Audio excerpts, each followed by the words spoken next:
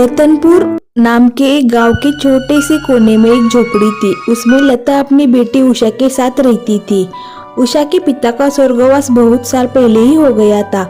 उषा की उम्र अब शादी की हो गई थी। अब उषा के माँ को उषा की शादी की चिंता सताने लगी थी, इसलिए उसने गांव के पंडित जी से उषा के शादी के बारे में बात भी की थी। उसके अनुसार कुछ रिश्ते पंडित जी ने उषा बेटी के लिए भेजे भी थे, किंतु लता के घर के हालात और दहेज न देने के कारण सभी आए हुए रिश्ते शादी के लिए इनकार करते थे। इसी दरमियान एक रिश्ता उषा के लिए आ जाता है। लड़के की उम्र कुछ ज्यादा ही थी, किंतु फैमिली अच्छे खानदान की थी। हमें तुम्हारी बेटी उषा पसंद है, अब फैसला तुमको लेना है। ये है मेरा बेटा रविश। पढ़ाई के बाद इसने हमारा सारा कारोबार अकेले ही संभाला है। इन सब के बीच में थोड़ी उम्र बढ़ गई है, किंतु वो सब छोड़ के हमारा खानदान गांव में सबसे अमीर खानदानों में से एक है। आपकी बेटी हमारे घर में रानी की तरह रहेगी। तो बताइए क्या सोच है आपकी? आप इतने बड़े खानदान के हैं और हम गरीब, हमारी और आपकी बराबरी कैसी हो सकती है? हमारी इतनी हैसियत नहीं है कि हम बहुत सारा दहेज दे सके। नहीं नहीं बहन जी, हमने कहा दहेज मांगा है। हमें तो आप अपनी बेटी एक जोड़ी में भी विदा करेगी तो भी चलेगा। आप इसकी फिक्र मत करें, तुम्हारी बेटी हमारे घर रानी की तरह ही रहेगी। तो ठीक है बहन जी, मैं उषा से बात करके आपको बताती हूँ। लड़के वाले जाने के बाद उषा थोड़ी सी परेशान दिख रही थी। बेटा क्यों, क्या हुआ? तुम इतनी परेशान क्यों दिख रही हो? माँ आपने देखा ना, आज आए हुए लड़के की उम्र कितनी ज्यादा है, किंतु फिर भी आपने कहा कि हम सोचकर बताते हैं। बेटी तो अब मैं क्या करती, कितने रिश्ते तुमको देखने के लिए आ गए, किंतु हमारी परिस्थिति की वजह से सबने इनकार किया है। तुमको तो अच्छा अमीर घर का लड़का चाहिए। अमीर घर के लड़के के लिए दहेज भी बहुत सारा देना पड़ता है और हमारी परिस्थिति की वजह से हम इतना सारा दहेज नहीं जुटा सकते। ये रिश्ता मुझे तो अच्छा लग रहा है। देखो, ऐसा कहकर लता की आंखों में आंसू आ जाते हैं। अपनी माँ को ऐसे रोते हुए देखकर उषा कहती है, माँ आप रोइए मत, तुम्हें ये रिश्ता मंजूर है ना? ठीक है, मुझे भी ये रिश्ता मंजूर है, आप उसे हाँ कर दीजिए। इसके बाद उषा की शादी रविश से तय हो जाती है। शादी के पहले रविश उषा के साथ कुछ टाइम स्पेंड करना चाहता था, इसलिए वो उषा से मिलता था, उषा को बाहर लेकर जाता था घुमाने के लिए, किंतु उषा ही की उनसे बात ही नहीं ज्यादा करती थी, इसलिए रविश थोड़ा परेशान होता था। उषा का ये बर्ताव कुछ अजीब सा लगता था रविश को, इसलिए रविश ने एक दिन उषा से पूछ लिया, मैं तुम्हें कुछ दिनों से ऑब्जर्व कर रहा हूँ, तुम्हें मेरे साथ टाइम स्पेंड करना अच्छा नहीं लगता क्या? नहीं नहीं, ऐसी कोई बात नहीं है, क्या हुआ? तो कैसी बात है? मैं यहाँ अकेला ही तुमसे बात करता हूँ, किंतु तुम सिर्फ हाँ हाँ करती हो। क्या कुछ बात है तो मुझे बताओ अभी।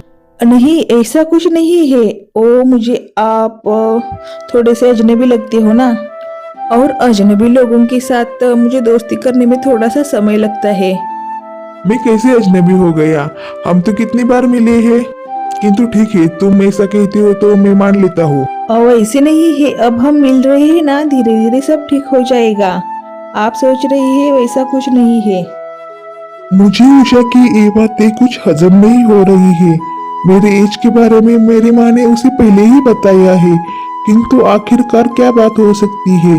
उषा इतनी गुमसुम क्यों रहती है? ऐसे ही कुछ दिन के बाद उषा और रविश की शादी हो जाती है। उषा जब पहली बार घर आती है तब रविश की माँ विमला देवी उषा का औक्षण करती है। बेटा उषा अंदर आओ, हमारे घर में तुम्हारा स्वागत है। आज से तुम इस घर की बहू नहीं बल्कि बेटी हो। तुम्हें कुछ भी चाहिए तो मुझे और रविश को बता देना। वो दोनों अंदर आते हैं और विमला देवी का आशीर्वाद लेते हैं। उषा ये है मेरा और अब हम दोनों का कमरा। कैसे लगा हमारा घर और हमारा कमरा? हाँ, घर और कमरा दोनों भी अच्छा है। उषा तुम जरा रुको, मैंने तुम्हारे लिए कुछ लाया है, मैं अभी लेकर आता हूँ। रविश वहाँ से चला जाता है, किंतु उषा रविश का इंतजार न करते हुए ही सो जाती है। रविश वापस आता है और देखता है कि उषा तो सो गई है। ऐसे भला कौन सोता है पहली रात को? किंतु ठीक है, आज शादी का दिन था, थक गई होगी इसलिए सोई होगी। रविश भी सो जाता है। अगले दिन रविश जब उठता है तो उषा पहले ही उठकर चली गई थी और वो गिफ्ट भी वैसे ही वहाँ रखा हुआ था। रविश उषा के पास जाता है। Good morning. हाँ, गुड मॉर्निंग। वो कल रात आप जल्दी ही सो गई। मैंने आपके लिए एक गिफ्ट लाया था, वो अंदर वैसे ही रखा है, आपने खोलकर देखा नहीं क्या? आप देख लीजिए, आपको पसंद आए तो जरूर पहनना। किचन में सुमन पहली रसोई में अच्छा खाना बनाती है। सास खाना खाकर देखती है और उसे खाना बहुत पसंद आता है। और शगुन के रूप में उषा को कुछ पैसे देती है। माँ जी, इसकी क्या जरूरत है? बेटा, ये तुम्हारी पहली रसोई का शगुन है, इसे ना नहीं कहते। चलो रख लो। उषा पैसे लेती है। सारा काम होने के बाद उषा अपने कमरे में जाकर और टेबल पर रखा हुआ सुंदर सा हार देखती है, किंतु वो हार वो पहनती नहीं है, वही टेबल पर ही रहने देती है। उनको क्या लगता है कि ऐसी महंगी महंगी चीजें देखकर मैं पिघल जाऊंगी? हरगिज नहीं, मैंने सिर्फ मेरी माँ की खातिर ही शादी की है। रविश देखता है कि उषा ने वो हार नहीं पहना था। रविश को लगता है कि शायद उसको वो हार पसंद नहीं आया, इसलिए रविश वो हार बदलता है और दूसरा हार लेकर आता है। ए देखो उषा, मैंने दूसरा हार लाया है। शायद पहला वाला हार आपको पसंद नहीं आया था ना, इसलिए मैंने वो बदलकर दूसरा हार लाया है। आपको किसने कहा कि मुझे पहला वाला हार नहीं पसंद आया? ओ फिर आपने वो हार पहना नहीं, इसलिए मुझे ऐसा लगा। आप एक बात सुन लीजिए, मुझे इतनी महंगी चीजों की जरूरत नहीं है, इसलिए मैंने वो हार नहीं पहना। और आगे से कुछ भी ऐसी महंगी चीजें खरीदने से पहले मुझे बताया करो, मैं कहूँगी तो ही खरीदना। सुनील को थोड़ा बुरा लगता है, किंतु वो उषा से उस वक्त कुछ नहीं बोलता। अब ये तो रोज का हो चुका था। उषा रवि से पहले ही सो जाती थी। इनके बीच ज्यादा बातें भी नहीं होती थी। शायद ये मेरे एज की वजह से हो रहा है। मेरे और उषा के एज में इतना ज्यादा गैप है, इसलिए वो मुझसे खुलकर बात नहीं करती है, ऐसा मुझे लगता है। अपने दोस्त रविश को परेशान देखकर आशीष ने रविश को कहा, क्या भाई रवीश, नई नई शादी हो गई है, कुछ हनीमून वगैरह के लिए बाहर गए थे क्या? नहीं, ऐसे क्यों मुंह फुला के बैठा है? कैसी शादी और क्या और कैसा हनीमून? मेरी बेबी को तो मुझसे बात करने में भी इंटरेस्ट नहीं है अब। अरे भाई रवीश, तुम बुरा मत मानो, आजकल की लौंडियों को तो अलग टाइप के ही लड़के पसंद आते हैं। जिम करने वाले, शर्ट्स जीन्स पहनने वाले, अलग अलग हेयर स्टाइल करने वाले। अरे ये सब तो बाहरी चीजें है ना। बाहरी चीजें हमारे साथ कितने दिन तक रह सकती है? हमारा अंदर से अच्छा होना तो ही महत्वपूर्ण है ना। किंतु आजकल की लौंडियों को ये कहाँ पसंद आता है, वो तो बाहरी चीजों पर ही बहाती है। अपने मित्र ने कही हुई बातें रविश के मन में बैठ जाती है। अगले दिन ही रविश सुबह जल्दी उठता है और जिम जाता है। वहाँ एक्सरसाइज भी करता है, फिर सैलून जाता है, अच्छा सा हेयर कट करता है।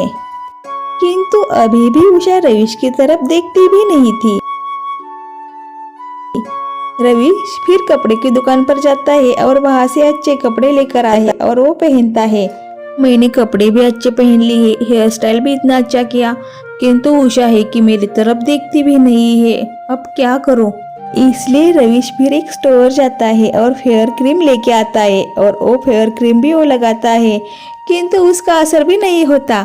उषा तो रविश की तरफ देखती ही नहीं थी। चलो आज उषा कोई बाहर घूमने जाते हैं। नहीं, वो आज मेरे सिर में दर्द है थोड़ा सा, आज नहीं मैं आ सकती। इसी तरह अब वो रविश को हर दिन मनाही कर देती थी। ये सब बातों से रविश बहुत परेशान होता था। एक दिन रविश ने सोचा कि ये सब बातें वो उसकी माँ से कहे और रविश ये सारी बातें अपनी माँ को बताता है। अरे रविश बेटा, ये तुम क्या बोल रहे हो?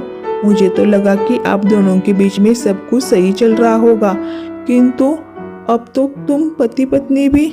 अरे अरे, अब मुझे ही कुछ करना चाहिए। विमला देवी थोड़ा सोचती है और रवि के कान में कुछ बताती है। हाँ ठीक है माँ, इतना कुछ कर लिया, अब ये भी करके देखता हूँ क्या असर होता है क्या उषा के ऊपर। अगले दिन ही सुबह रविश उषा को कुछ नहीं बताता और कहीं चला जाता है। सवेरे उषा उठती है उषा को लगता है कि रवीश सुबह हमेशा की तरह जिम के लिए चले गए होंगे, इसलिए वो भी उठकर तैयार होती है। किंतु बहुत देर हो जाती है, रवीश वापस नहीं आता। किंतु वो कुछ नहीं कहती, वैसे ही अपना रूटीन चालू रखती है। फिर शाम हो जाती है। शाम होने के बाद भी रवीश घर नहीं आता। वो थोड़ी चिंतित होकर अपने सास से कहती है, माँ जी देखो ना, बहुत देर हो गई है। रवीश को अब तक तो आ जाना चाहिए था, किंतु वो सुबह कहीं गए हैं और अब तक आए नहीं है। बेटा मुझे तो उसने कुछ नहीं कहा, गया होगा यही कहीं, आ जाएगा, तुम ज्यादा टेंशन मत लो। अब शाम हो जाती है, किंतु रवीश वापस नहीं आता।